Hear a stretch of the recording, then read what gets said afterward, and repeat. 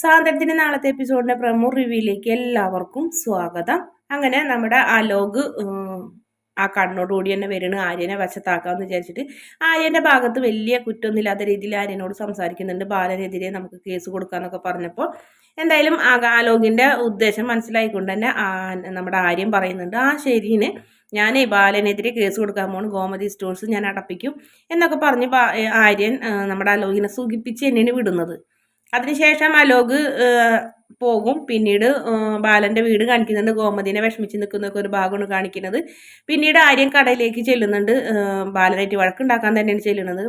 ആര്യനെ വലിച്ച് പുറത്താക്കുന്നുണ്ട് നമ്മുടെ ബാലൻ. മേലിൽ ഇങ്ങോട്ട് വരരുത്, നിനക്ക് ഇനി ഇവിടെ ഒരു അവകാശവും ഇല്ല, വീട്ടിലും ഇല്ല, ഇവിടെ ഇല്ല എന്നൊക്കെ പറഞ്ഞയക്കുന്നുണ്ട്. എന്തായാലും ആര്യൻ വഴക്കിന് തന്നെ വന്ന് നിൽക്കുന്നത്.